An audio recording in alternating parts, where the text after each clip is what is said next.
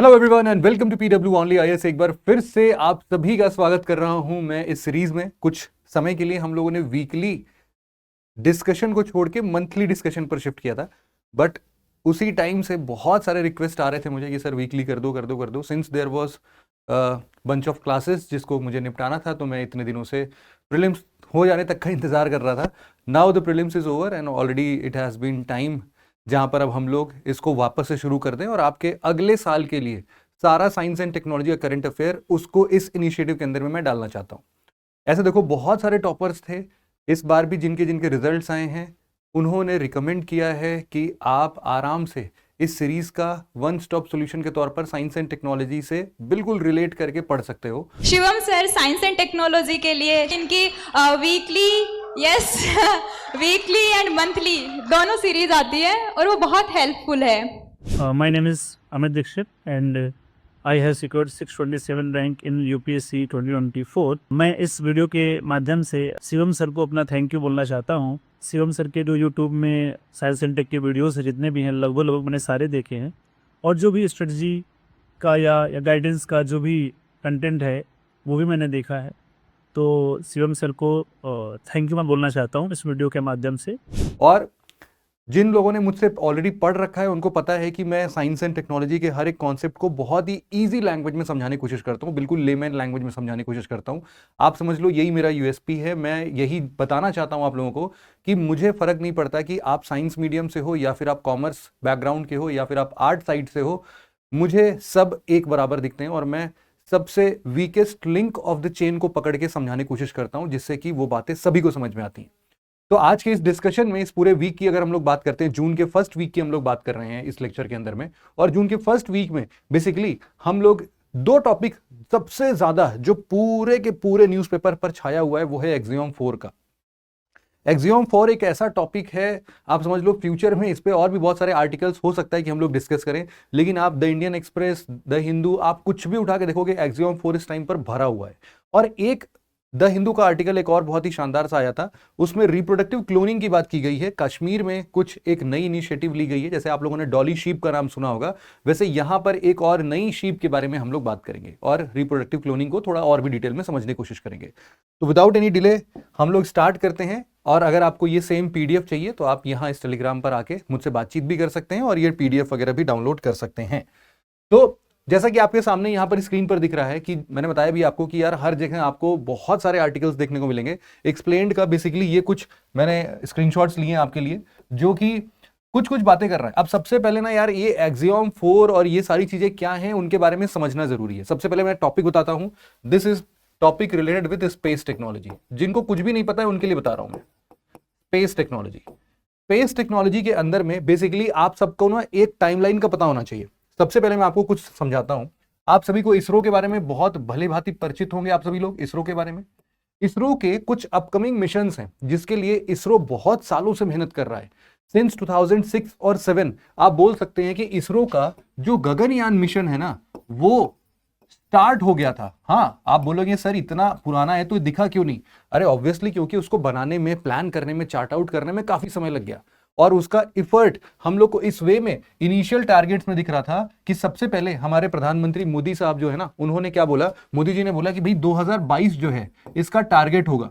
लेकिन future dates में जब 2022 आया तो हमें लगा कि नहीं, यहां पर गगनयान मिशन, जिसको नहीं पता है पहली बार सुन रहा हूं उनको बता देता हूं, ये एक प्रकार का ह्यूमन स्पेस फ्लाइट मिशन है ना। क्या है भाई गगनयान? आपसे कोई भी पूछता है तो आप एक लाइन में क्या जवाब दोगे इसको कि ये सर और कुछ नहीं बल्कि ह्यूमन स्पेस फ्लाइट मिशन है।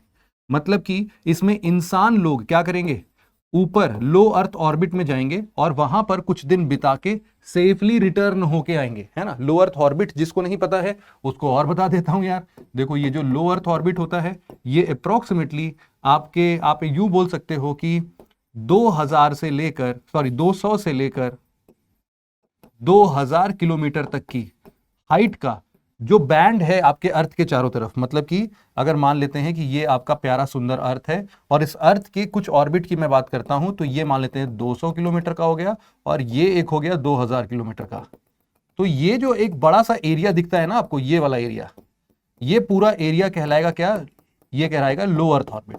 लेकिन जब भी हम लोग लो अर्थ ऑर्बिट यहां पर बात करते हैं तो गगनयान मिशन का जो लो अर्थ ऑर्बिट है ना, ये बेसिकली आपका 350 से 400 किलोमीटर के आसपास ही रहेगा। अब आप बोल रहे हो कि सर एक्सियम 4 पढ़ाते पढ़ाते आप ये सब क्या पढ़ाने लगे? बस एक मैं आपको लिंकेज क्रिएट करना चाहता हूं यहां पर। अब जरा इसके आगे समझते हैं। गगनयान मिशन हमारे लिए बहुत ही ज्यादा जरूरी है। क्यों जरूरी है भाई? क्योंकि फ्यूचर जो है वो फ्यूचर किसकी बात करता है? स्पेस टूरिज्म की बात करता है। स्पेस टूरिज्म मतलब क्या? अभी आप लोगों ने कुछ दिन पहले न्यूज में पढ़ा होगा, केटी पेरी और ये जितने भी लोग थे, जेफ बेजोस की वाइफ, ये सब लोग गए ऊपर अंतरिक्ष में, 1-2 मिनट रहे, माइक्रोग्रेविटी फील किया, हवा में उड़े, बिना ग्रेविटी के रहे और फिर नीचे आ गए। कुल मिला जुला के 10-15 मिनट की ये पूरा जर्नी रहा इनका। लेकिन इन सभी चीजों में अगर आप देखोगे तो इससे ना लोगों के लिए एक नया आयाम खुल रहा है कि भाई साहब उनको ऊपर जाके 100 किलोमीटर के ऊपर जाके, मतलब स्पेस को अगर मैं डिफाइन करूं तो स्पेस बेसिकली क्या होता है? मान लेते हैं कि अगर ये आपका अर्थ है तो अर्थ के ऊपर है ना, ये अर्थ के ऊपर ये लगभग 100 किलोमीटर की एक कर्मन लाइन होती है और यहां पर इंटरनेशनली इसी चीज को रिकॉग्नाइज किया गया है कि इसके ऊपर हमारा स्पेस रहता है ना। तो वो बस 100 किलोमीटर ऊपर लेके जाएंगे और उनको वापस लेके आएंगे। लेकिन इसके लिए भाई साहब बहुत रिस्क लेना पड़ रहा है। आप अर्थ से ऊपर लेके जा रहे हो किसी को और इंसानों को, और सेफली 100 किलोमीटर ऊपर के बाद नीचे भी लेके आ रहे हो, है ना। तो ये अपने आप में बहुत ही ज्यादा चैलेंजिंग है कि उतना थ्रस्ट चाहिए, उस थ्रस्ट से जो फ्रिक्शन क्रिएट होगा उससे कहीं जो लोग बैठे हैं उसके अंदर वही ना जल जाएं, और फिर उनको सेफली नीचे ग्रेविटी कितनी तेजी से उनको खींचेगी, उनको सेफली बिल्कुल लैंड कराना, उसके बाद उनको बाहर निकालना, बहुत सारी चीजें कॉम्प्लेक्सिटीज के साथ में। तो इंडिया भी चाहता है गगनयान मिशन के थ्रू वो भी अपने एस्ट्रोनॉट्स को या फिर गगन यात्रीज जिनको हम लोग बोलते हैं उनको भेजे, और इसके लिए ऑलरेडी 4 लोग को सिलेक्ट किया गया है। उसमें से एक बहुत ही फेमस पर्सन है जिनका नाम है शुभांशु शुक्ला। अब इनकी कहानी मैं थोड़ी देर के आगे सुनाऊंगा। बस ये याद रखना गगनयान में वन ऑफ द गगन यात्रीज का नाम क्या है भैया? शुभांशु शुक्ला है। ठीक है भाई, इतनी बात आपको समझ में आ गई। इसके बाद ना इंडिया क्या बोलता है? इंडिया बोलता है कि देखो गगनयान हमारा मिशन तो है, गगनयान के अंदर भी कुछ first step, second step, third step कुछ है हमारा, लेकिन गगनयान का एक एक्सटेंडेड वर्जन है जिसको हम लोग क्या बोलते हैं? भारतीय अंतरिक्ष स्टेशन। क्या मतलब है इसका? आप हमेशा समझना कि गगनयान का ही एक्सटेंडेड वर्जन है जिसके अंदर में हम लोग अपना खुद का एक अंतरिक्ष स्टेशन, मतलब कि एक स्पेस स्टेशन लो अर्थ ऑर्बिट में बनाना चाहते हैं। इसके लिए अगर टाइमलाइन की आप बात करोगे तो टाइमलाइन कुछ इस प्रकार से दी गई है कि इसका पहला जो एक पार्ट है, या फिर BAS-01 की अगर हम लोग बात करें, फर्स्ट चंक ऑफ भारतीय अंतरिक्ष स्टेशन, वो 2028 तक में चला जाना चाहिए और ओवरऑल 2035 तक में ये फुली फंक्शनल होना चाहिए। तो जैसे अभी तक आप देखते हो कि आपके इसके अलावा भारतीय अंतरिक्ष स्टेशन के अलावा अभी तक अगर आप लो अर्थ ऑर्बिट में जाओगे और आप मुझसे पूछोगे कि सर आज के डेट में स्पेस स्टेशन के नाम पर क्या क्या चल रहा है, तो मैं आपको बताऊंगा। देखो 2 चीजें चल रही हैं। एक तो आपके पास क्या है? ISS इंटरनेशनल स्पेस स्टेशन, और दूसरा है आपके लिए त्यांगोंग। ये जो त्यांगोंग है ये चाइना का है ना, इंडिविजुअली चाइना का है। और जो आपका ISS है इसमें बहुत सारे डेवलप्ड कंट्रीज एक साथ पार्टिसिपेट करते हैं और फिर उन्होंने मिलकर ISS बनाया है, इंटरनेशनल स्पेस स्टेशन बनाया है। अब इतनी बात भी क्लियर हो गई कि इंडिया भी उस रेस में शामिल होना चाहता है। ठीक है भाई, ये भी बात समझ में आ गई। What next sir? एक चीज और भी है कि इंडिया जो है वो इतना दूर दूर तक क्यों सोच पा रहा है? क्योंकि उसका मिशन अब डिफाइंड है 2040 तक। इसके बाद इंडिया क्या करना चाहता है? एक मैन्ड मिशन भेजना चाहता है। मैन्ड मिशन कहां पर भेजना चाहता है भाई? मून पर भेजना चाहता है। और मून पर मैन्ड मिशन भेजने के लिए आपको बहुत बेसिक शुरुआत करनी पड़ेगी अपने गगनयान से। गगनयान का सिंपल सा मतलब है कि आप स्पेस मिशन पर जाइए, 300-350 किलोमीटर के अराउंड अर्थ के चक्कर लगाइए 3-4 बार 10 बार जो भी है, और उसके बाद नीचे वापस सेफली आ जाइए। इतना ही करना है बस हमें। इसी चीज को हम लोग अब थोड़ा और डिटेल में समझते हैं, और ये भी मैं बताता हूं कि इसमें एक्सियम 4 का मतलब क्या है। देखो सबसे पहले आप समझना कि जो गगनयान के गगन यात्रीज हैं, अब ऐसा तो नहीं होगा कि कहीं से भी अरे गहरे सड़क पर चलते हुए इंसान को उठाया चलो आज तुमको भेजते हैं स्पेस में, ऐसा तो नहीं होगा भाई। ये सारे के सारे ट्रेन्ड पायलट्स और मतलब विंग कमांडर्स हैं यहाँ पर, है ना। इनको हम लोगों ने बहुत ही लंबे प्रोसीजर के बाद सेलेक्ट किया है और इनको हम लोगों ने ट्रेनिंग देना स्टार्ट किया। इंडिया के पास जितनी ट्रेनिंग की कैपेसिटी थी उतना तो इंडिया ने दिया ही दिया है। बाकी इंडिया इन गगन यात्रीज के ट्रेनिंग के लिए इनको रॉसकॉस्मोस रशिया का स्पेस एजेंसी, नासा यूएसए का space agency, European space agencies और भी दूसरे जगह कैनेडियन स्पेस एजेंसीज, इन सब जगहों पर भेज के उनके लर्निंग्स को सीखने पर बात कर रहा है कि भाई साहब कोलैबोरेटिव एफर्ट चाहिए, आपके लोग ऑलरेडी स्पेस में जा चुके हैं तो हम लोग को भी आप सिखाइए कि ये कैसे होता है। और वहां के कुछ एडवांस एक्सपेरिमेंटल जोन्स हैं जो कि उनको ग्राउंड पर रहते ही माइक्रोग्रेविटी जैसे एक्सपेरिमेंट्स को कंडक्ट करा सकते हैं। माइक्रोग्रेविटी मतलब कि आप बिना ग्रेविटी के अर्थ पर ही फील कर सकते हैं। जैसे अभी तो हम लोग जमीन से चिपक के रह रहे हैं ना, वो आराम से उड़ते रहेंगे, बीच में वो नीचे से ऐसा थ्रस्ट क्रिएट किया जाता है कि उसमें आप बिल्कुल जीरो ग्रेविटी के इन्फ्लुएंस पर आते हो। तो इनकी ट्रेनिंग करने के लिए ही एक मुद्दा इसमें आया है एक्सियोम 4। अब ये शुरुआती दौर पर बिल्कुल भी नहीं डिस्कस था। आप सबको याद होगा कि 1984 के आसपास के पीरियड में हमारे एक बहुत ही फेमस पर्सन थे राकेश शर्मा, और राकेश शर्मा जी जो हैं वो गए थे ऊपर स्पेस में, है ना। अब ये जब ऊपर स्पेस में गए थे 1984 या 74 का टाइम है शायद, उस टाइम पर जब ये स्पेस में गए थे तो इनको बोला जाता है कि first Indian to go to the space. उनके बाद हमें ऐसा लगता था कि गगनयान मिशन में जो गगन यात्रीज हैं, अब गगनयान मिशन के अंदर ही ये अब पहली बार हमारे इंडियंस जो है वो स्पेस में जाएंगे। बट इसके पहले ही एक नया स्टेप यहां पर इंक्लूड होता है जिसको नाम हम लोगों ने दिया एक्सियोम 4। अब हम समझते हैं कि एक्सियोम 4 कॉन्टेक्स्ट समझ में आ गया सब कुछ आपको। अब हम चलते हैं एक्सियोम 4 के ऊपर। एक्सियोम 4 का मतलब क्या है, जरा इसको भी समझते हैं।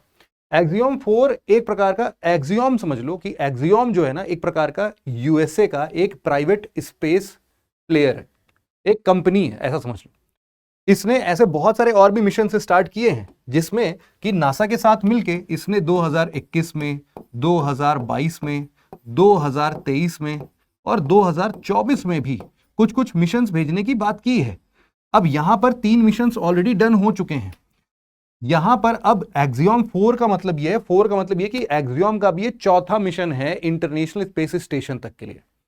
नासा के पास अपना खुद का कोई ऐसा स्पेस रॉकेट नहीं है जो कि उसको आईएसएस तक लेके जा सके, तो वो क्या करता है, प्राइवेट प्लेयर्स का अभी वो यूज करता है। ऐसे भी कुछ दिन पहले आपने देखा होगा कि स्पेसएक्स का हम लोगों ने ऐसे ही रॉकेट व्हीकल जो है उसका इस्तेमाल किया था हम लोगों ने, और इसी तरीके से अब एक्सियोम भी इस चीज में आगे आ चुका है। तो अब यहां पर वही चीजें बातचीत चल रही थी कि अब क्या हुआ कि इंडिया ने जब पिछले साल 2023 में जाके आर्टेमिस एकॉर्ड साइन किया। अब आर्टेमिस जो है वो अगेन एक नासा और उसके साथ में और भी कुछ स्पेस एजेंसीज हैं, वो कभी हम और डिस्कस कर लेंगे। उनका एक इनिशिएटिव है मून मिशन को लेके, तो उसमें एक एकॉर्ड साइन किया इंडिया ने, आर्टेमिस एकॉर्ड। अब ये जब आर्टेमिस एकॉर्ड इंडिया ने साइन किया ना, ये लिखा हुआ है देखो, उसके बाद इसको एक नया आयाम खुलते हुए दिखा और एक्सियोम स्पेस ने उन्होंने आगे से आके ये ऑफर दिया कि हम चाहते हैं कि अगले मिशन में आपके जो गगन यात्रीज है ना उनमें से कोई एक पर्सन हमारे साथ इंटरनेशनल स्पेस स्टेशन भी चले, जिससे कि हम उसको भी ट्रेनिंग दे सके, आपके लिए भी बेनिफिट होगा और ये एक ज्वाइंट एफर्ट बहुत ही शानदार चलेगा हमारा फ्यूचर में भी। अब ये बात इसलिए होती है क्योंकि इसरो जिस हिसाब से अपना वर्चस्व धीरे धीरे हासिल करता जा रहा है, धीरे धीरे तो नहीं बोलूंगा मैं, एकदम से हासिल किया उसने बहुत तेजी से, है ना। मंगलयान मिशन, चंद्रयान मिशन, इतने back to back successful missions, और in fact at the very low cost India की यूएसपी बन चुकी है, और इनफैक्ट इंडिया के इसरो की यूएसपी बन चुकी है। ऐसे सिचुएशन में सब लोग चाहते हैं कि इसरो के साथ मिल बांट के काम करें, और ताकि हम उनसे भी ये जो बिल्कुल सस्ती फ्लाइट्स वो भेजते हैं, कैसे इतने कम पैसे में इतना बड़ा बड़ा काम कर लेते हैं, वो भी हम सीख पाएं। तो एक कोलैबोरेटिव एफर्ट है एक्सियोम 4 का मतलब। अब यहां तक की बात क्लियर है आपके मन में? ठीक है भाई। अब यहां पर अब हम लोग थोड़ी सी बातें और कर लेते हैं। द हिंदू का भी जैसे मैंने बताया ना कि अभी कल नहीं मतलब जून 11 को लॉन्च है। एक्चुअल में ये पहले 10 जून को लॉन्च होने वाला था, but due to some climatic factors इसको एक दिन के लिए आगे शिफ्ट किया गया है बस। अब यहां पर हम लोग बात करते हैं कि सिर्फ और सिर्फ आज के डेट में देखा जाए तो 3 ही ऐसे नेशंस हैं जिनको अभी तक स्पेस में जाने का अकेले मतलब अपने दम पर जाने का वर्चस्व हासिल है, और वो है यूएस, रशिया और चाइना। इंडिया जो है वो ऐसा चौथा प्लेयर बन जाएगा जो कि गगनयान मिशन के बाद वो इंडिविजुअली अपने गगन यात्रीज या फिर एस्ट्रोनॉट्स को वो स्पेस में भेजने के लायक बन जाएगा। तो फोर्थ कंट्री जल्द ही ऐड होने वाला है। तो यहां पर शुभांशु शुक्ला जो है वो क्या है भाई, एक प्रकार से एक्सियोम 4 मिशन में पायलट का रोल प्ले कर रहे हैं, और यहां पर इनके साथ 3 और भी लोग हैं जो कि इस एक्सियोम 4 मिशन में इंटरनेशनल स्पेस स्टेशन में जाके 2 हफ्ते बिता के वहां पर इनके पास में बहुत सारे एक्सपेरिमेंट्स करने के लिए ऑलरेडी चार्ट आउट हो चुका है। उन सभी एक्सपेरिमेंट्स को वो कंडक्ट करेंगे और फिर सेफली नीचे आएंगे। और इस पूरे ड्यूरेशन में शुभांशु शुक्ला को एक बहुत बड़ा, आप यूं समझ लो कि Shubhanshu Shukla is the first person to go to ISS, first person या फिर फर्स्ट इंडियन पर्सन, मतलब first Indian to go to international space station. इससे पहले आज तक कोई इंटरनेशनल स्पेस स्टेशन गया ही नहीं है। और इन अ वे कि जब 2028 और 2035 के बीच में इंडिया को भी अपना भारतीय अंतरिक्ष स्टेशन भेजना है और 2 हफ्ते ये वहां पर बिता के आएंगे, तो इनके नॉलेज से ना हम लोग को बहुत सारे इंसाइट्स मिलेंगे जिसका इस्तेमाल हम लोग अपने भारतीय अंतरिक्ष स्टेशन में भी करेंगे। तो इस मिशन का अपने आप में बहुत ज्यादा बड़ा रोल है। अब यहाँ पर जैसा मैंने बताया कि आपको यहाँ पर इन्विटेशन दिया गया और ये बेसिकली यहां पर हम बोल सकते हैं कि एक्सियोम स्पेस जो है वो first and till now the only beneficiary of NASA program है ना, to enable private US industry to send commercial crewed mission to low earth orbit, है ना, एंड द ISS। नासा से अप्रूव होने के बाद सिर्फ और सिर्फ एक्सियोम ही है ऐसा जो कि प्राइवेट प्लेयर्स को भी लेके ऊपर अंतरिक्ष मिशन पे जा सकता है। जैसे कि अभी पहली जब इनकी ट्रिप हुई थी 2021-22 में, तो इन्होंने बिजनेसमैन को भेजा था, है ना, लो अर्थ ऑर्बिट में। तो ऐसे ही ये सारी चीजें ये एक्सियोम कई बार कर चुका है। अब यहां पर मैं आपको बताता हूं कि what is the basic difference between the flight that was taken by Rakesh Sharma is how it was differed from the flight that will be taken by Shubhanshu Shukla. इन दोनों में जमीन आसमान का अंतर हो चुका है। आज के डेट में अगर आपको इंडिया में कभी सर्च करना हो कि भाई इंडिया में कौन ऐसा बंदा है जो कि हमें स्पेस फ्लाइट के बारे में एक्सपीरियंस्ड बंदा जो कि बता सकता है, वो थे राकेश शर्मा जी, है ना, मतलब वो है राकेश शर्मा जी। अब यहां पर दिक्कत यह है कि इनके टाइम पर जो टेक्नोलॉजीज का इस्तेमाल हुआ था, अब वो तो यार बहुत ही खत्म हो गया, है ना। ये 1984 ही है यार, है ना, राइट, 1984 है। रशियन मिशन 1984 एक वहां पर सोयूज करके एक फ्लाइट था इनका, वहां स्पेस फ्लाइट था, वो सोयूज मिशन के अंदर में ये गए थे, रशिया का वो स्पेस फ्लाइट मिशन था। तो राकेश शर्मा ऊपर गए और फिर वहां पर भी वो वैसे ही अपना माइक्रोग्रेविटी एक्सपेरिमेंट्स वगैरह उस टाइम पर जो भी किया होगा उन्होंने, वो वापस आ गए होंगे। अब प्रॉब्लम क्या है कि उस टाइम पर इंडिया के पास में ऐसा कोई भी फ्यूचरिस्टिक गोल या मिशन नहीं था, डिफाइंड नहीं था कि अच्छा राकेश शर्मा को भेज दिया है, नाउ व्हाट, या फिर राकेश शर्मा को भेजने का हमारा पर्पस क्या है। जो उस टाइम का पर्पस था वो ज्यादातर करके इंस्पिरेशनल पर्पस था कि यार हमारा भी कोई बंदा स्पेस में जाना चाहिए, है ना। फ्यूचर में हम उसका क्या करेंगे कोई मतलब नहीं है। तो it was just considered as a separate achievement, उसका हम लोगों ने फ्यूचर में कोई इस्तेमाल नहीं किया। लेकिन अब वो मसला नहीं है, मतलब अब वो दिक्कत नहीं है। यहां पर आप देख सकते हो ये साफ साफ लिखा है कि हमारे पास कोई भी डेफिनेटिव प्लान या रोड मैप नहीं था उस टाइम पर। इनका अचीवमेंट क्या था, आइसोलेटेड इवेंट कुछ बन गया हमारे लिए। अब यहां पर आपको बेसिक डिफरेंस क्या दिख रहा है, बेसिक डिफरेंस ये दिख रहा है कि अब अगर शुक्ला का जो एक्सपीरियंस है भाई साहब, वो हमारे लिए फ्यूचर में बहुत काम आने वाला है। इसीलिए इनके एक्सपोजर का हम लोग गगनयान मिशन में भी यूटिलाइजेशन करेंगे और भारतीय अंतरिक्ष स्टेशन में भी यूटिलाइजेशन करेंगे। ये एक बेसिक डिफरेंस देखने को मिल सकता है आपको। तो एक तो ये हो गया कि हम यहां पर इनके मतलब सिर्फ और सिर्फ हमारे लिए इंस्पिरेशनल नहीं है, हमारा भैया फ्यूचर का पूरा मिशन टारगेटेड है 2040 तक का, हम इनका एक्सपीरियंस काम में लेके आएंगे। दूसरा क्या है, अगर अब आपसे कोई पूछता है कि ये जो ऊपर एस्ट्रोनॉट जा रहे हैं ये आखिरकार करेंगे क्या, 2 हफ्ते के लिए जा रहे हैं ISS में, करेंगे क्या, तो इनके लिए मैं बता देता हूं 60 साइंटिफिक स्टडीज यहां पर ऑलरेडी चार्टेड है। इसके बाद यहां पर साइंस रिलेटेड एक्टिविटीज होंगी। इसमें 31 कंट्रीज ने अपने अपने साइंटिफिक एक्सपेरिमेंट्स को सौंपे हुए हैं कि भाई साहब, including India, Poland, Hungary, Saudi Arabia, Brazil, Nigeria, कि भैया हमारे वाले USB में कि वो सब लेके जाओ और हमारे वाले एक्सपेरिमेंट्स करके आना। इसरो के पास में 10 एक्सपेरिमेंट्स है ना। इनमें कौन कौन से एक्सपेरिमेंट्स हैं, ये बेसिकली स्पेस में क्रॉप्स उगा के देखना चाहते हैं, ये टार्डीग्रेड्स को स्पेस में एग्जामिन करेंगे। ये अभी एक अलग से भी आर्टिकल इंडियन एक्सप्रेस के एक्सप्लेन्ड सेक्शन में आया है, इसको मैं अभी आपको मतलब इसको मैं बताऊंगा आपको भी। इसके बाद यहां पर ये भी समझेंगे कि आखिरकार एस्ट्रोनॉट्स के जो मसल लॉस होते हैं, है ना, जैसे कि मान लो वहां तो आपको ग्रेविटी नहीं फील होती ना, वहां तो एटमॉस्फेरिक प्रेशर नहीं है, तो उस सिचुएशन में मसल लॉस होता है, तो उस पर एक्सपेरिमेंट्स करने। और यहां पर कंप्यूटर स्क्रीन्स माइक्रोग्रेविटी में कैसा इंपैक्ट करती हैं, कैसे इंपैक्ट होती हैं, उन पर बात करते हैं। और इसके अलावा यहां पर कुछ ऐसे भी स्पेस मिशंस हैं जो कि एजुकेशन सेक्टर में या फिर लोगों को स्पेस इंडस्ट्रीज में कुछ और भी नए आयाम पर बातचीत करेगा। तो इनके पास सफिशिएंट एक्सपेरिमेंट्स हैं और साथ ही साथ ये लोग डायरेक्टली कनेक्टेड होंगे अपने नीचे, मतलब जैसे वो तो स्पेस में रहेंगे अपने इंटरनेशनल स्पेस स्टेशन में, वहां से वो डायरेक्ट लाइव बात करेंगे एजुकेशनल डिपार्टमेंट से या फिर साइंटिफिक रिसर्च सेंटर्स में और वहां से वो अपने इससे एक्सपीरियंसेस शेयर करेंगे। तो ये भी इनका एक बड़ा टारगेट है। अब इसके बाद क्या होता है कि मसल बिहेवियर, मैं आपको वही बता रहा था कि from the muscle behaviour to मूंग दाल भी है भाई सब इसमें, है ना, कि वो क्या चीज है मैं आपको बताता हूं कि यहां पर बेसिकली एक्सपेरिमेंट एक्सियम 4 मिशन के अंदर में इंडिया का ऐसा फर्स्ट हैंड एक्सपेरिमेंट होगा, ये सब फर्स्ट हैंड एक्सपेरिमेंट जिसके अंदर इंडिया अपने जरूरत के हिसाब से काम करके आएगा, है ना, जो उसको जरूरत है। यहां पर एक यूनिक सेटिंग है जो कि अर्थ पर नहीं हो सकता है, क्योंकि यहां अर्थ पर ग्रेविटी है, यहां अर्थ पर एटमॉस्फेरिक प्रेशर है, और इसके बिना, और वहां ऊपर तो अल्ट्रावायलेट रेज बहुत ही ज्यादा, सन से बहुत बड़े अमाउंट में यूवी रेज भी आती हैं। इन सभी सिचुएशन में देखने की बात है हमारे लिए, है ना। तो स्पेस का जो जीरो ग्रेविटी इन्वायरमेंट होता है वो बहुत ही अलग तरीके से हमारे मसल्स को अफेक्ट करता है। उस पर कैसे हम डेवलप कर सकते हैं, फ्यूचर के जो हमारे गगनयात्री जाएंगे उनको हेल्दी कैसे रखेंगे हम लोग इतने दिनों तक, उन सब के लिए एक ब्रेक थ्रू एक्सपेरिमेंट हम करने वाले हैं। साथ ही साथ कि ये जो मूंग दाल है ना, कि वो स्प्राउट कैसे करेगा उस पर भी यहां पर काम होगा, माइक्रो एल्गी पर काम होगा। ऐसे ही बहुत सारे एक्सपेरिमेंट्स हैं जो कि अपकमिंग टाइम पर हम लोग को इनसे रिलेटेड बहुत सारे न्यूज देखने को मिलेंगे। जब भी ये लोग 2 हफ्ते बाद वापस आएंगे ना, तो इन पर रिसर्च पर अलग से फिर हम लोग का एक डिस्कशन होगा कि जब ये लोग वापस आ चुके होंगे तब इन्होंने क्या क्या एक्सपेरिमेंट के आउटपुट निकले इनके।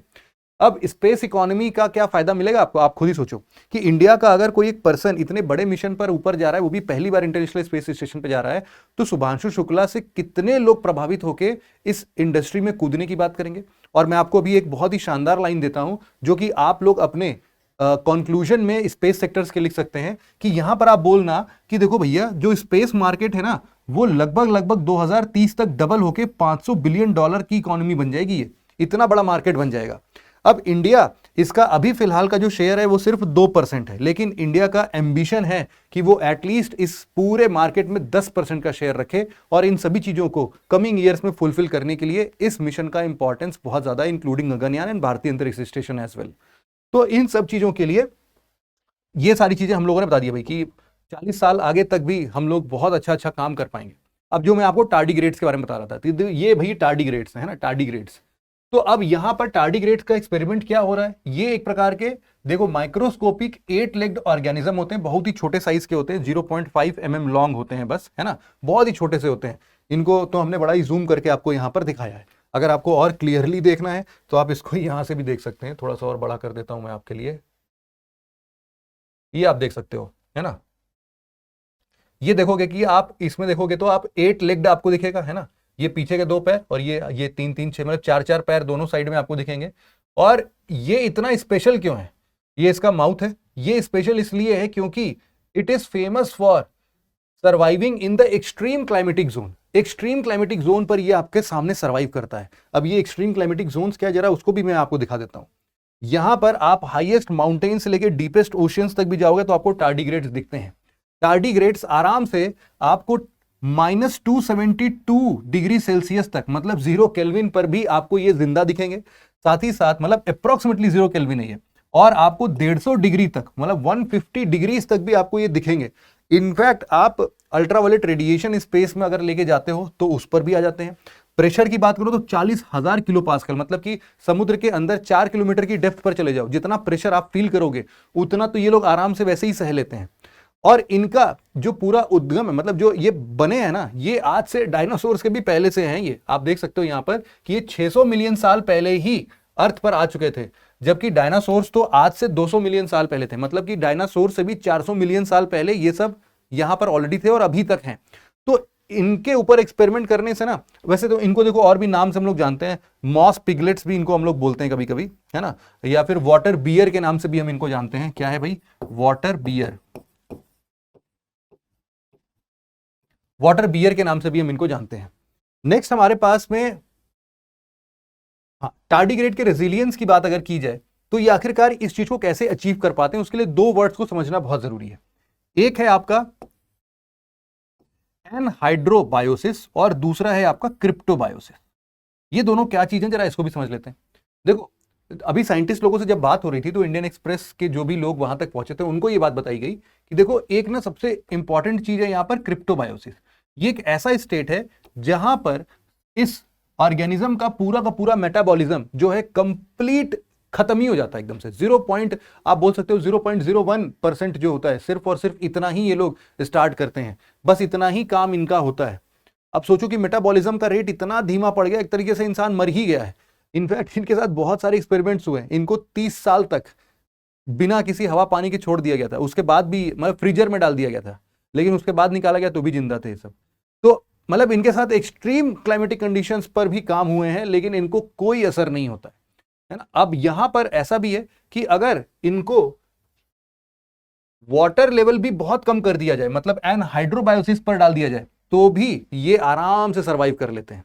तो ऐसे एक्सट्रीम कंडीशंस पर जब ये सरवाइव कर लेते हैं, तो हम लोग ना ऊपर जाके इनके ऊपर और भी एक्सपेरिमेंट करेंगे। इसके पीछे जो अभी तक हम लोग को पता चला है वो है एक cytoplasmic abundant heat soluble protein. ये जो प्रोटीन प्रोड्यूस करता है ना, ये पूरा का पूरा इनको रेजिलिएंट बनाता है। अब इसके लिए जो भी डीएनए इन्वॉल्व है, जेनेटिक्स इन्वॉल्व है, उन जेनेटिक्स पर एक्सपेरिमेंट करेंगे, जिससे कि हम लोग फ्यूचर में एस्ट्रोनॉट्स को इस लायक बना पाए कि वो भी ऐसे ही यूवी रेजिलिएंट बने, या फिर इतना एक्सट्रीम कंडीशंस को वो कैसे झेल सकते हैं बिना स्पेस सूट के। ये सारी एक्सपेरिमेंट्स अब इस टार्डिग्रेड से हम लोग निकाल सकते हैं। यही सबसे इंपॉर्टेंट सेक्शंस यहां पर आप डिराइव कर सकते हो। इस तरीके से हमारा अगला आर्टिकल जो है वो यहां पर इंडिया के पहले जीन एडिटेड शीप के बारे में, जो कि अभी श्रीनगर में हाल फिलहाल में तो नहीं बोलूंगा, दिसंबर 2024 में पैदा हुई थी। अब 6 महीने की ये हिस्ट पुस्ट है। यहां पर ये आर्टिकल अलग किस फॉर्म में है, क्योंकि आप सभी लोगों ने बेटा क्या क्या पढ़ा होगा, डॉली शीप के बारे में ऑलरेडी पढ़ा हुआ है ना। डॉली शीप के बारे में आप लोगों ने ऑलरेडी पढ़ा है। तो बेसिकली डॉली शीप की जब भी हम लोग बात करते हैं तो हम लोग हमेशा देखते हैं कि हमारा जो क्लोनिंग पर्पस है, क्लोनिंग का मतलब क्या होता है, सबसे पहले तो मैं आपको ये समझा देता हूं। क्लोनिंग का मतलब क्या है, एक जैसे वो शक्तिमान का क्लोन बना दिया, वो वाला क्लोन नहीं। आप सिंपली समझना, क्लोनिंग का मतलब होता है कि रेप्लिकेटिंग जेनेटिक इंफॉर्मेशन। अगर ये मान लो बहुत ही छोटे लेवल पर हुआ तो हम बोलते हैं कि चलो हम लोगों ने क्या कर दिया, जीन को क्लोन कर दिया। अगर आपने एक पर्टिकुलर जीन को ही क्लोन किया, तब भी आपने किसी एक पर्टिकुलर ऑर्गन्स का इस्तेमाल किया, या फिर आपने कोई एक पर्टिकुलर सेल दोबारा से डेवलप कर लिया, आप उसको क्या बोलते हैं। और उससे मान लो कि आप किसी थेरेपी में इन्वॉल्व होते हो, तो आप इसको बोल सकते हो थेरोपेटिक क्लोनिंग। यहां पर भी क्लोनिंग कर देते हैं। जीन क्लोनिंग हो गई, थेरेपेटिक क्लोनिंग हो गई। जीन क्लोनिंग में बहुत ही शानदार एग्जांपल मैं हमेशा देता हूं, वो है आपके लिए जो आपका बीटी कॉटन है। बीटी कॉटन के अंदर में हम लोग क्या करते हैं, बीटी जीन बैक्टीरिया से निकाल के कॉटन प्लांट के अंदर में डाल देते हैं, जिससे कि वो एक जहर प्रोड्यूस करने लगता है, क्राई टॉक्सिन का जहर प्रोड्यूस करने लगता है। तो वही चीज है, वो जीन क्लोनिंग है। हमने क्या किया, बैक्टीरिया का जीन क्लोन करके प्लांट के जीन में डाल दिया। इस तरीके से थेरेपेटिक क्लोनिंग। अब इसके बाद जो एक और फंडा आता है, उसको हम लोग क्या बोलते हैं, रिप्रोडक्टिव क्लोनिंग। अब ये जो रिप्रोडक्टिव क्लोनिंग है, इसका ही सबसे शानदार एग्जांपल अभी तक आप लोगों ने समझा है। क्या है वो क्लोनिंग का पर्पस है, जिसमें आप लोगों ने पढ़ा होगा शायद कि एक पर्सन थे, उनका नाम है इयान विल्मट की भी अभी हाल फिलहाल में ही 1-2 साल पहले ही डेथ हुई है। ये जो साहब थे, इन्होंने क्या किया था, एक शीप को क्लोन कर दिया था, और वो शीप सबसे पहली मैमल थी, इसीलिए उसको इतना हाईलाइट किया जाता है, नाम था उसका डॉली। अब सिमिलरली डॉली जैसी ही शीप यहां पर भी प्रोड्यूस की गई है, लेकिन इसको इतना हाईलाइट क्यों किया जा रहा है भाई, क्योंकि ये डॉली शीप सिर्फ क्लोनिंग का इफेक्ट नहीं है। जब भी हम लोग यहां पर बात कर रहे हैं, इस शीप की बात कर रहे हैं, तो यहां पर आप देख सकते हो कि अब ये एक ऐसी शीप है जिसके अंदर हम लोगों ने क्लोनिंग एक्टिविटी तो लगाया है, साथ ही हम लोगों ने इसमें जीन एडिटिंग भी की है। दोनों बात समझना है ना, जीन एडिटिंग और क्लोनिंग दोनों साथ में किया गया है। ये इंपॉर्टेंट चीज है। ऐसा क्यों किया गया, मैं आपको समझाता हूं। शीप के लिए देखो हमेशा क्या होता है कि यार उनके ना मीट के लिए हम लोग हमेशा बात करते हैं। शीप के वैसे तो वूल सबसे ज्यादा डेराइव होता है उनसे, बट अभी के लिए मीट की बात हो रही है। हम लोग क्या कर रहे हैं ना, जीन एडिटिंग कर रहे हैं। जीन एडिटिंग लाइव स्टॉक में क्यों जरूरी है, हम लोग बोल रहे हैं कि देखो एक ग्रोइंग एरिया है, जिसके रिसर्च से इंडिया के पास ना एक सिग्निफिकेंट एप्लीकेशन होगा, जो कि इनहैंस्ड मीट को जन्म देगा, या फिर उनके मिल्क प्रोडक्ट को जन्म देगा, डिसीज रेसिस्टेंस को जन्म देगा, उनके अंदर डिसीज रेजिलियंस आ जाएगा। ये बहुत फायदे की बात होगी। तो अभी फिलहाल इसके लिए जो ये प्रोफेसर रियाज अहमद शाह यहां पर आप देख रहे हैं, तो प्रोफेसर शाह ने क्या किया है कि एक पर्टिकुलर जीन था जिसका नाम क्या है भाई, मायोस्टैटिन जीन। इस पर छेड़छाड़ करने की बात की है। ये बेसिकली इस जीन के लिए खासियत क्या है कि ये इनका एक नेगेटिव ग्रोथ रेगुलेटर है। नेगेटिव ग्रोथ रेगुलेटर, इसका मतलब क्या है कि आप इससे 30% तक शिप्स के मसल्स को और स्ट्रांग और हैवी बना सकते हो। तो हैवी शिप्स प्रोड्यूस कर सकते हो आप इससे। तो अब ये जो शीप है, अब जैसे ही 6 महीने की हो गई है, तो ये बात हो भी रही है कि भाई साहब 6 महीने की है लेकिन काफी हिस्ट पुष्ट तंदुरुस्त है, देख रहे हो 6 महीने की कमी लग रही है। 6 महीने की शीप छोटी सी होती है, बच्ची टाइप की। यहां पर देख रहे हो इनके बिल्कुल मतलब पैर से नीचे तक ऊपर आप देख लो तो ये काफी हेल्दी शीप है 6 महीने की होने के बाद भी। तो ये बोल रहे हैं कि ये एक्सपेरिमेंट बहुत ही खतरनाक तरीके से सक्सेसफुल हुआ है। इसमें जो जीन एडिटिंग करते टाइम जो इस्तेमाल किया गया है वो है क्रिस्पर Cas9 टेक्नोलॉजी।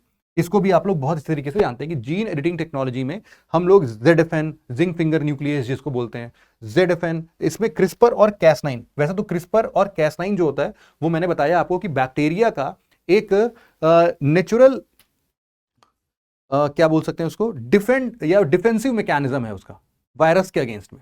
कोई भी पैथोजन बैक्टीरिया को अफेक्ट करने आता है तो उसको मारने के लिए वो क्रिस्पर Cas9 का सहारा लेता है। तो क्रिस्पर Cas9 को हम लोगों ने डिराइव किया, बाहर निकाला, और Cas9 जो होता है यहां पर, Cas9 जो होता है यहां पर मैं अलग से लिख देता हूं कि ये जो Cas9 होता है इसको बेसिकली हम लोग क्या बोलते हैं, मॉलिक्यूलर सीजर बोलते हैं। मॉलिक्यूलर सीजर, हमेशा याद रखना कि ये जो मॉलिक्यूलर सीजर है इसी को कई बार हम लोग एक और नाम से जानते हैं। इसको हम लोग क्या बोलते हैं, इंजीनियर्ड न्यूक्लियस, इंजीनियर्ड न्यूक्लियस, या फिर इसी को हम लोग क्या बोलते हैं, SDN। ये SDN क्या है, ये है साइट डायरेक्टेड न्यूक्लियस। अब इसमें क्या हो रहा है, साइट डायरेक्टेड न्यूक्लियस की बात जब भी हम लोग कर रहे हैं तो इसमें क्या होता है ना कि हम लोग Cas9 का इस्तेमाल करते हैं एज ए मॉलिक्यूलर सीजर। ये जीन को काट देता है और उस जगह पर अगर कुछ नया या फिर कहां पर काटना है, इस टेक्नोलॉजी में एक लैब मैन्युफैक्चर्ड एक RNA हम लोग बनाते हैं, उसको हम लोग बोलते हैं गाइड RNA।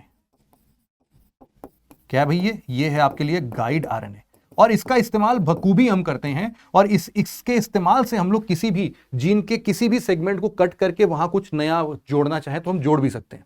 तो उसी का इस्तेमाल किया गया है यहां पर भी, और इसी इस्तेमाल से हम लोगों ने इसके मायोस्टैटिन जीन के साथ में छेड़छाड़ की है, जिससे कि अब ये 30% ज्यादा मस्कुलर होगी। यहां पर देखो, वैसे तो देखो ये कोई एक्सपेरिमेंट बहुत मतलब नया नहीं है, इसका वेट यहां पर दिया गया है, उतना कुछ इंपॉर्टेंट नहीं है समझना, टेक्नोलॉजी समझना जरूरी है और इसका फ्यूचर एप्लीकेशन समझना जरूरी है। देखो अब यहां पर क्या हो रहा है कि 2012 में विश्व का पहला पश्मीना गोट क्लोन किया गया था इसी इंस्टीट्यूशन में। ये पूरा इंस्टीट्यूशन जो है आप देख सकते हो, ये यहां पर SQUAST, ये है आपका शेर Kashmir university of agricultural science and technology, है ना। तो श्रीनगर में है ये। वहां पर 2012 में एक पश्मीना गोट को भी ऐसे क्लोन किया गया था, नाम था नूरी, और उस टाइम पर जो टेक्नोलॉजी का इस्तेमाल किया गया था उसको हम लोग बोलते हैं क्या, somatic cell nuclear transfer. Somatic cell nuclear transfer की जो टेक्नोलॉजी है वो सेम टेक्नोलॉजी जो कि इयान विल्मट साहब ने भी की थी। इसमें क्या होता है कि हम लोग एक न्यूक्लियस डोनर से उसका न्यूक्लियस ले लेते हैं, कहां से, सोमैटिक सेल से ले लेते हैं, सोमैटिक सेल से ले लेते हैं, और इसी सोमैटिक सेल को हम लोग यहां पर एक डोनर, हम लोग एक क्या करते हैं, एक डोनर को भी पकड़ते हैं। मान लो एक डोनर गोट होगी यहां पर, है ना, हमने एक डोनर गोट से एग लिया और उस एग में इस सोमैटिक सेल को ट्रांसफर कर दिया, है ना।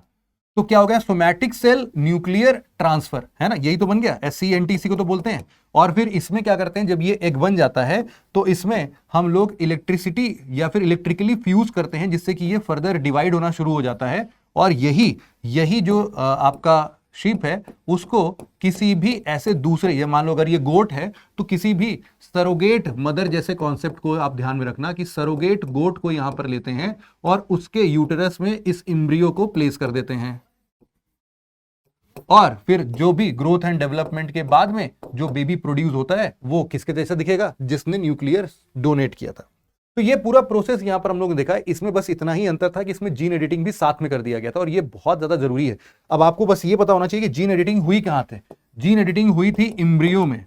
अब यहां पर बहुत ही खतरनाक चीज है। क्यों भाई खतरनाक चीज है, क्योंकि हमको पता है कि sir this is an example of germ line gene therapy. Germ line gene therapy, germ line gene therapy भी इसमें इन्वॉल्व है, ये हमेशा आपको याद होना चाहिए, है ना। जर्म लाइन जीन थेरेपी बोलेंगे इस चीज को हम लोग। अब यहां पर हम लोग वापस से एक चीज को समझ लेते हैं बस। कहां गया भाई? हाँ, अब इससे और क्या होगा कि बेसिकली यहां पर क्या हो रहा है कि इसका अगला स्टेप जो है वहां पर ट्रांसजेनिक्स भी इन्वॉल्व करेंगे हम लोग। ट्रांसजेनिक्स मतलब हम लोग किसी दूसरे स्पेशीज से भी जीन ट्रांसफर करने की फ्यूचर में बात करेंगे।